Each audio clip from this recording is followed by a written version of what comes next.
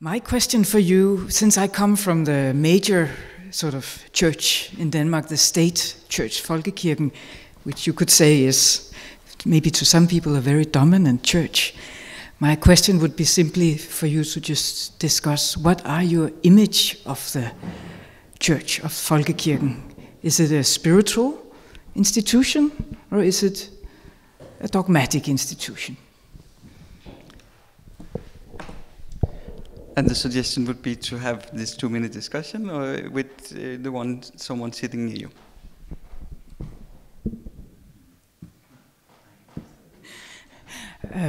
I think the reason why I ask this question is I think the Danish Lutheran Church is very much caught up in exactly this dilemma of being sort of a spiritual inspiration within society, which it has sort of had the monopoly to be for many, many years since the 1500s when the Lutheran Reformation came. The church sort of took over as the main spiritual institution in our society. But today, since so many things has happened in the historical development, we have now a broad multitude of many different religions and broad multitude of many different paths and also methods, which we all represent when we sit here.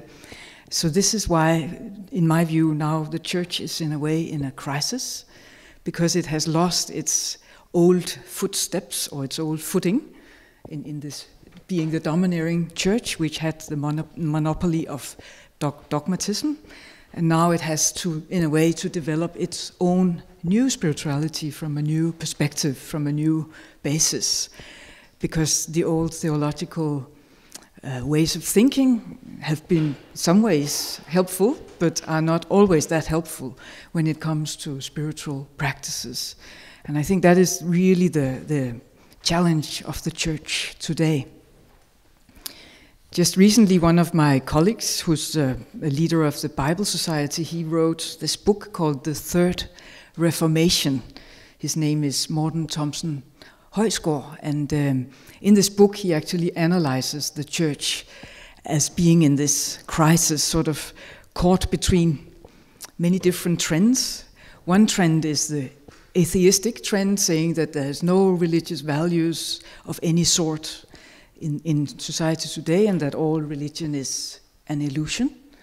The other trend is what he called Google Buddhism, which is a funny word, but it means that many people surf on the internet trying to find spiritual answers to maybe deeper questions that they might not find in the internet, but that it's sort of a surfing kind of spirituality, if you know the point. A spirituality which is an expression of a deeper search, but maybe people do not really find what they are looking for in that sort of superficial way of searching. And then the church itself caught between two different poles, which are actually the poles that I was referring to before. A pole where some of us, many of us I think, are trying to redefine our spirituality in many ways. In many ways from the perspectives that you were also mentioning, that how can we create a fruitful new spirituality, and then other more fundamentalistic sort of people or trends within the church which hold on to the old ways and saying that now everything new is dangerous and we have to stick to our old ways. So you see this sort of tension that we are caught in as a church is very difficult. And this is one of the reasons why I also find this discussion very important, because as a church we have this challenge of redefining ourselves in many ways. Personally, I have worked a lot with Celtic spirituality. I don't know how much you've heard about that, probably some of you will know it, but that's an older inspiration from the Irish, Scottish, English history of a sort of a deeper spirituality connected a lot to nature, connected a lot to sort of a more cosmic view of the world. And I find today that many people within the church, when they try to find what are our old roots, where can we look for new roots of a better spirituality or more fruitful spirituality, some of us goes to these kind of sources, which in poetry, prayers of a completely different poetic sense. And I often find as a pastor, when I use prayers from this tradition and do it in meditation context or on pilgrimages and so on, I find that many people say, oh wow, this is a completely new language here. There's something new growing. We can suddenly recognize what you mean when you say the Holy Spirit or the Spirit moving within you, or the image of God also changes for people when they hear these different kinds of words. So I think it's very important that the church today sort of look back into its older roots that came before the Reformation. So in a way you can say that what he here calls the Third Reformation is maybe not so much a new trend, but it's a step that goes to a deeper level of older roots within Christianity, but also at the same time I find important to reach out, as we are doing today, to other traditions and other ways of looking at things and defining this deeper spirituality. Another book which is very good is Brian Maguire, who is a historian, originally a Catholic, but also active in the Danish Lutheran Church. He has written a very good little book about how the new trends within the folk church might be inspiring. This is about going on retreats, developing meditation. It's about what I have also worked quite a lot with, pilgrimage, moving outside the church. It means to go on journeys where you sort of discover your spirituality from a deeper source within yourself.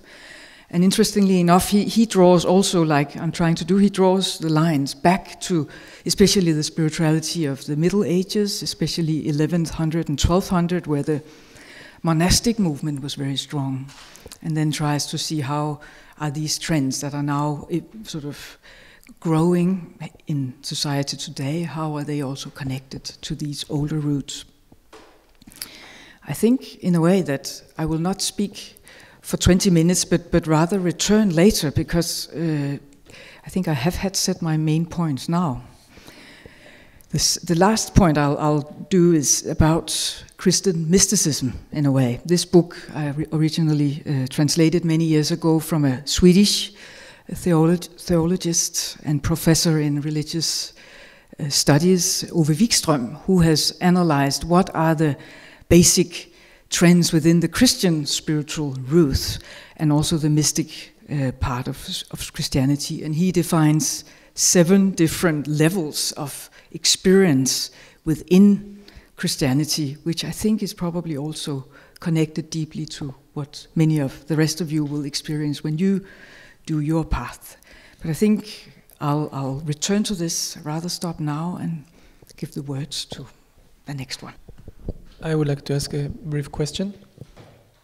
You mentioned that in the Lutheran Church there is a very interesting inner tension between those who wish to stick to the old ways and reject anything that is new, and those who want to develop more into more universal aspects and taking elements from before Lutheranism, before Christianity, taking elements from other traditions. Because tension can be a good thing, but the question is, what do you do with it? I think that is exactly the main challenge we have. I think there's 2 ways. First of all, I think people need to integrate deeper their own spiritual practices. We have to, we ourselves as pastors and people of the church has to go deeper into our own spiritual journey, so to speak. And this is why maybe putting some words on that is very important. But also I think we have to be very self-critical, because in all religious institutions there are this misuse of power. It's so easy, especially as an institution that has this position that the church has as the main state church.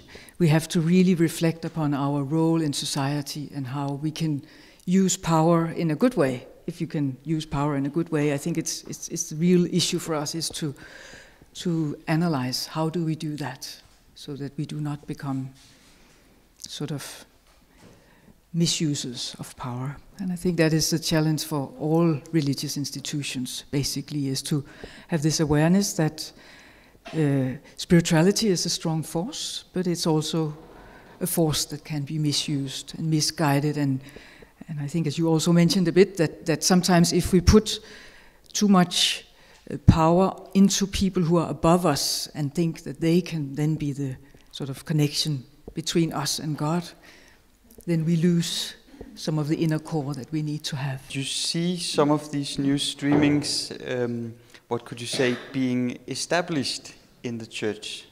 So did you see small signs of the old system actually changing? Yes, I do see small signs of the old system changing. For instance, I find now among the, let's put it on the level of leadership within the church now, I think there's an awareness that this is happening and that something must be done to change. But the problem is often that even maybe at a leadership level you would like to have things happening.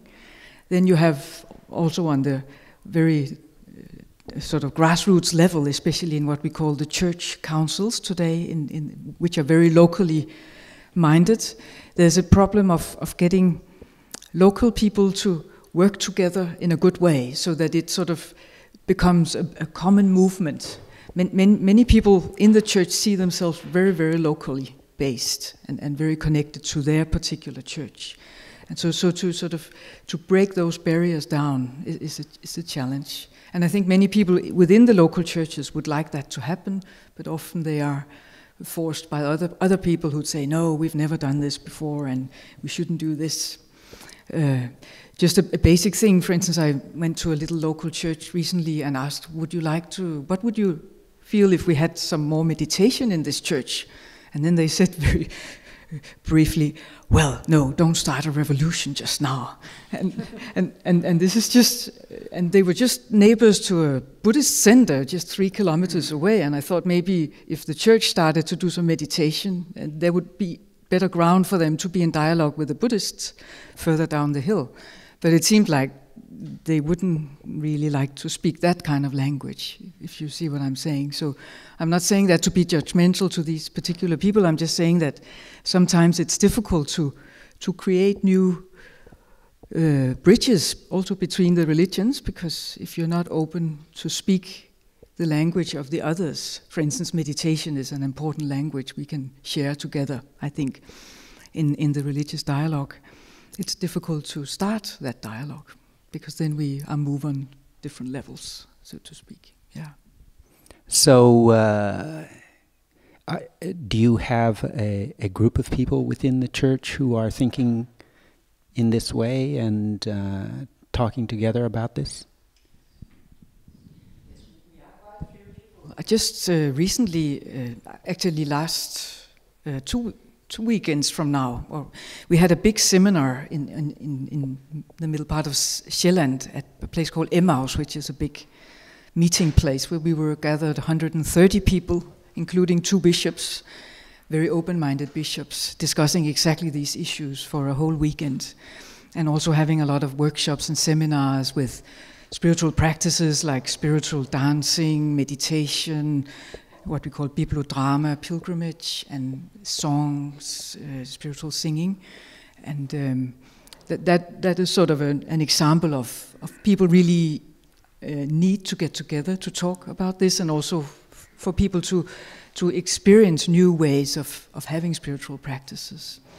So there is quite a few people working on this, but many of us are doing it from a voluntary